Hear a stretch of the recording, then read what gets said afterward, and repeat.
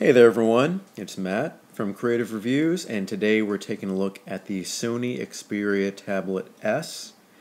As you see, I saw the Xperia S a few days ago.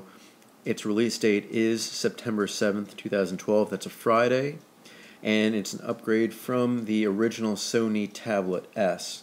They've added the Xperia name to it to make it part of that Xperia ecosystem, which you first see with the smartphones that they have out. They have a nice line of smartphones that's out. Take a look at those, but those are separate. This is a brand new thing. It's again, it's an update on the Sony Tablet S.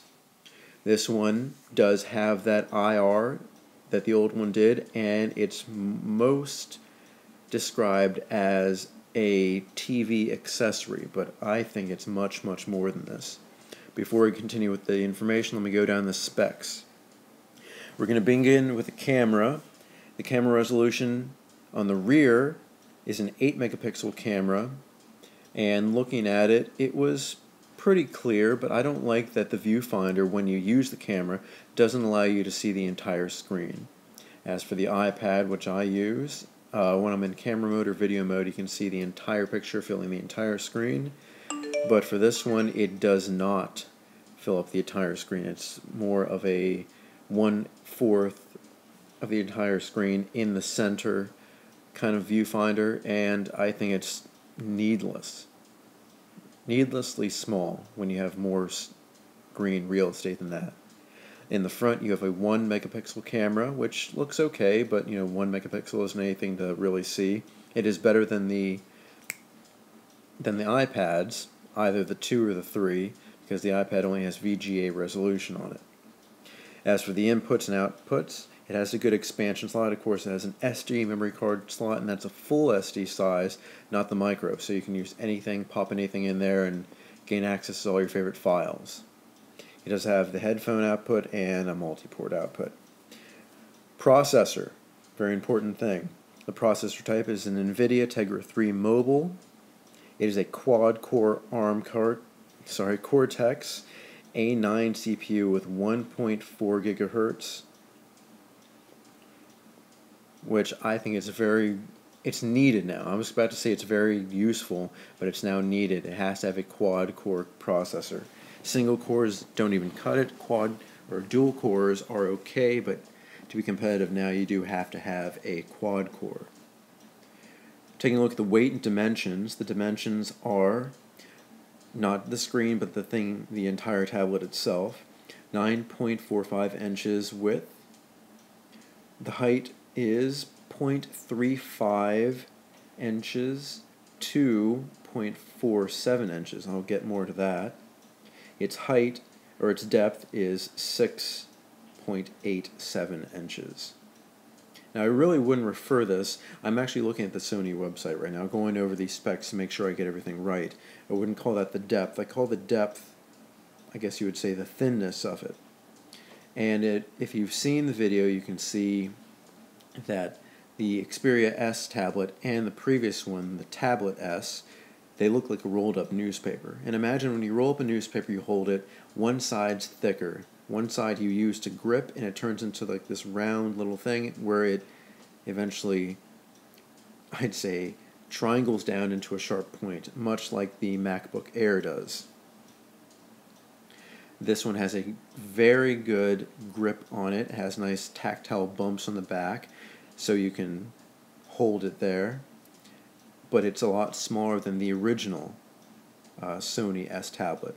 But I like it more. It's very thin. They've reduced the thickness of this device so much. It's now like iPad thin. But moving more about that, it's not made of an aluminum body like a lot of people are saying.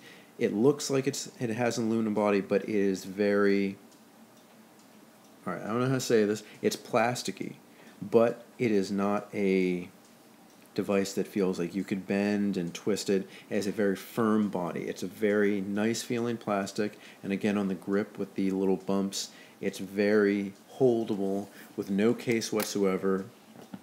You can hold it very, very easily.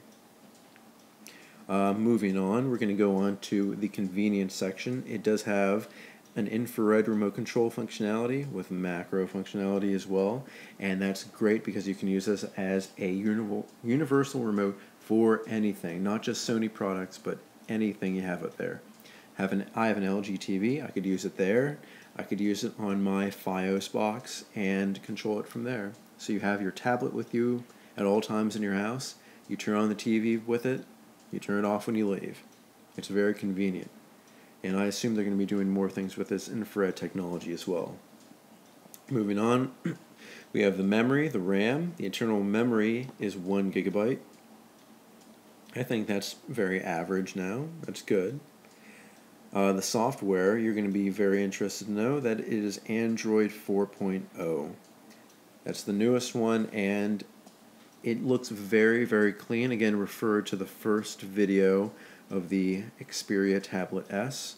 It's very quick to respond and very clean, and they don't really put a skin over it that much that makes it into some jumbled up thing like a lot of producers do with their phone. Next, we're going to move on to the wireless and networking, which it does have a Bluetooth standard version 3.0, and its Wi-Fi, if you're interested in the specifics, is 800.11 ABGN. For the matter, this does not come with a 3G or 4G connection, which I think I may have gotten spoiled with it. The iPad does come with it, and it's a non-contract plan. I believe they should all have it. They shouldn't tie you into one tablet for the next 2 years, and they should give you an option to be mobile. Because without a mobile cellular connection, you're stuck being in your house. And that's just not useful. If you want this to be a very light product, you want to be able to have it used everywhere. Moving on, we have the display. The display technology is a TFT color LCD. Its resolution is 1280 by 800, and the screen size is 9.4 inches. It is a widescreen, where if you, again, I'm going to refer to the iPad because it's the most notable tablet out there. The iPad has a 4:3 screen ratio. This one has a 16:9 widescreen ratio. The iPad is 9.7 inches, but this Sony tablet feels a lot smaller, and in a good way. It just feels very compact, not as compact as a 7-inch tablet, which I think is a little bit too small, but very usably compact. Next, we're going to move on to the power, which means the battery life, and approximately the battery life playing video is 12 hours. Browsing the internet with Wi-Fi is 10 hours, and the battery type itself is a lithium-ion internal battery, which cannot be removed unless you want to unscrew the entire thing and play around inside if you know what you're doing. And finally, we're going to talk about the storage capacity and the pricing. I think it has very competitive pricing and your run-of-the-mill storage capacities for a tablet, which I think are now getting a little bit too small for what people use them for. The storage capacity can top out at 64 gigabytes, but it also comes in 32 and 16. As of now, I think the tablets really could go up to 120 gigabytes if you can get it to fit and not feel any heavier than its lightest or smallest counterpart, meaning the 16 gigabytes should feel the same weight as the 128. Because, people would pay a lot more to get this. But it does come in those, and the pricing for it, 16 gigabytes with Wi-Fi starts at $399, 32 gigabytes with Wi-Fi is $499, and 64 with Wi-Fi, of course, is $599. So you run the mill prices, it beats the iPad by $100, and it's competitive with the pricing of the iPad 2 in the Apple Store. And I'd say that the screen resolution on this Sony Tablet S does beat the iPad 2 by far, and it comes really close to being very competitive with the iPad 3's Retina display. I say the colors on the Sony Xperia S or Tablet S, it has very deep colors, and it's better than the Retina display on the iPad. I think it's great. Moving on, we have features on here which I know everyone is very interested in. You can see the picture up here, so refer to that and use your mind's eye and picture it however you'd like, or take a look at the other video while I'm talking. This has a very good feature I would like. I don't consider myself clumsy, but it's always good to have this. It's splash proof, or supposedly splash proof. And it says under the definition here, Xperia tablet's splash proof design helps provide assurance that your tablet is protected from the elements. Now it says elements, but it only refers to water in this case. As for their cameras, I do have the TX10 Sony CyberShot camera, where it does protect you from any element, meaning freezing, waterproof, dustproof, and drop-proof. I'd say those were the elements. This is one single element. I think that description on the Sony website's a little bit incorrect.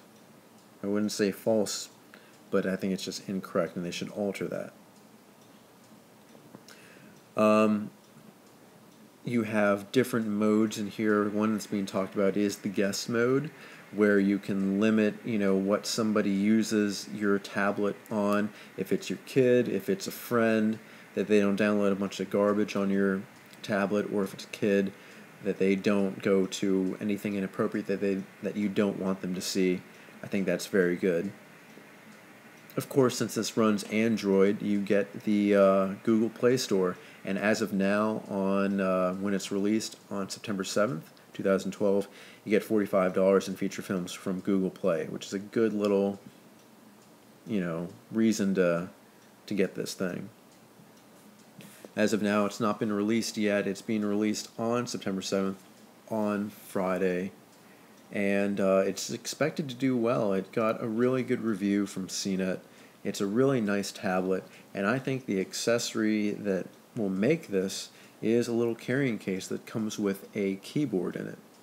Now, if you've seen anything from the Microsoft Surface tablet, this almost matches it, but of course, it's not a Windows tablet, so it doesn't have the mouse function. Take a look at the picture here in front of you. You can see the tablet sitting up on its case, and you can see that there is a keyboard in front of it. Now that is a perfectly flat keyboard. It's not raised at all. It does not click whatsoever, and it's much like using the touchscreen of any kind of device, phone or tablet. And it's about just tapping, but I tried it in store and it's extremely responsive. Although there is no pressure or vibration or anything to indicate the key is pressed, you know it's pressed because the keys themselves are like almost plasticky flat, whereas the spacing around the keys, it does feel like a soft material, like velvet or some soft material. So you can tell when you're touching something that you mean to and when you're not. And it's very easy to use your home row keys and type very fast on this. I was very impressed by this case. The case does come it doesn't come with it, but it is an accessory for $99.99. And it's something I would suggest to get, although with this little newspaper design, I don't think you need it unless you want to be using this keyboard accessory. Speaking of the keyboard, on the device itself, it's very responsive. There's no tactile feedback, at least that I had turned on, but it runs very well. It's really quick and responsive. So I just wanted to give you a review of the upcoming Sony Xperia Tablet S. I think it's going to do very well. Sony's expanding the Xperia line to a lot of different devices, and I think they're doing a good thing. It was a really great update, needed update for its Tablet S, and I hope it does well, and I'll be doing more reviews on this in the future. Okay, this has been Matt from Creative Reviews, and hope you follow me on Twitter, find me on Facebook, WordPress, like just like this, and comment on it. Alright, and I'll see you guys next time.